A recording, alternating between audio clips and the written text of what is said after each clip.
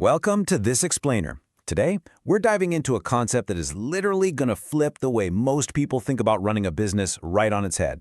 We're breaking down a really fascinating case study from Bhavikscales, and it's all about how treating a tiny, seemingly insignificant transaction with absolute respect can completely transform your long-term growth. We're calling it the 500 rupee secret. So grab a notepad because the stuff we're about to cover will absolutely shift your perspective on sales, customer service, and scaling up. Let's get right into it. You know, there's that old business cliche. Every big customer was once a small customer. We've all heard it, right?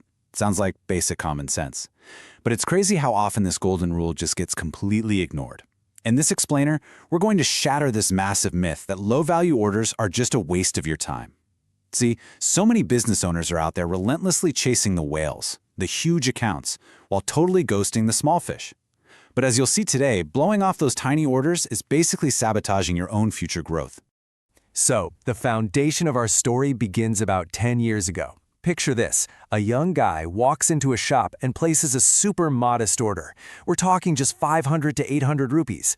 Honestly, in a busy shop, that amount barely even moves the needle for the daily target. For a lot of folks, an order this small is basically an annoyance, right? It's a distraction from the real money-making clients. Usually, it's just a transaction you rush through to get to the next person in line. But here's where things get really interesting. Instead of dismissing this tiny order, instead of doing that classic eye roll and wondering what there is to possibly gain from a 500 rupee sale, this specific shop owner made a radical choice. He gave this guy absolute VIP level service, completely regardless of the transaction size. He didn't just see a tiny monetary value, he saw the human being standing right in front of him. He treated that 500 rupee customer with the exact same level of respect, attention, and care as someone dropping thousands. And it's all because he focused on selling solutions, not just products. Instead of just swiping the cash and rushing the guy out the door, the owner actually invested his energy. He took a minute to truly understand this young man's situation. He wasn't just pushing a physical item across the counter. He was digging into the real, underlying problem the customer was trying to solve. And guys, this is a massive paradigm shift. When you transition from just selling products to actually selling solutions, you're no longer just a vendor. You become an invaluable resource.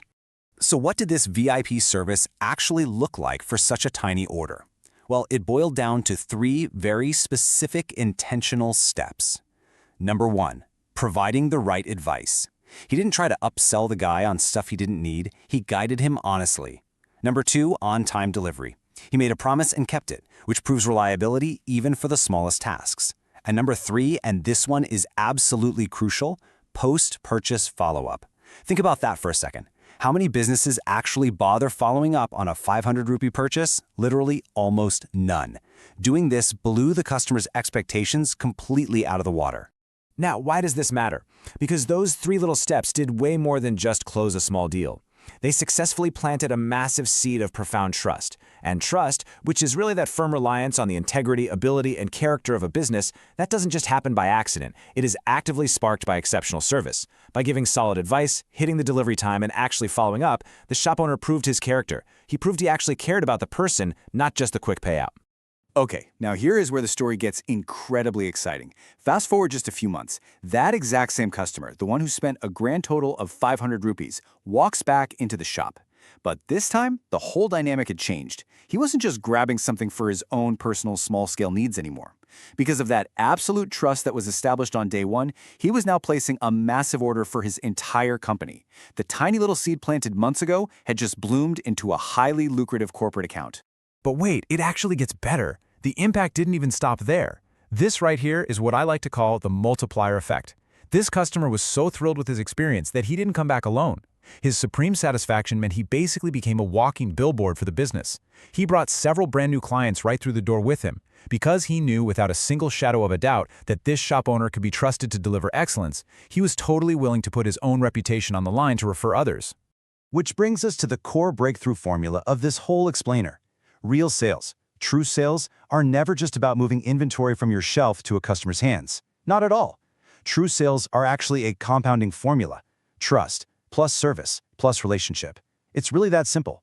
If you're missing even one of those three elements, you are just surviving on one-off transactions.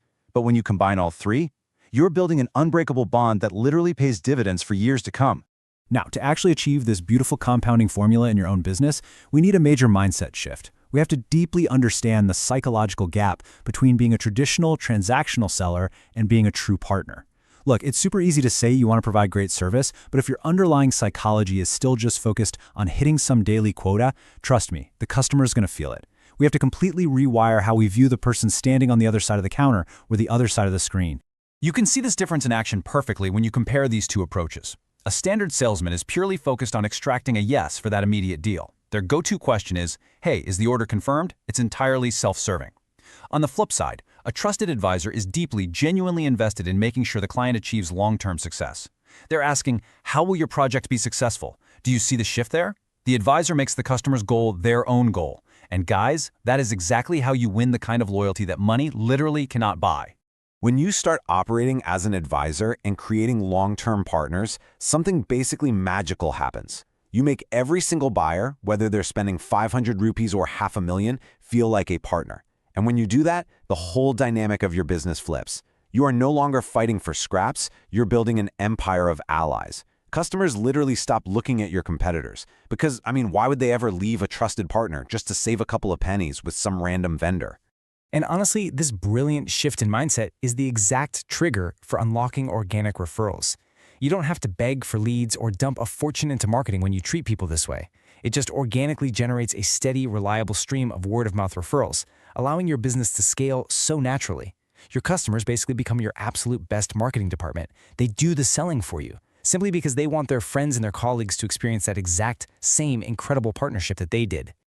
Just look at the compounding mathematics of this approach over time. It is absolutely staggering. Today, it starts with a simple 500 rupee customer.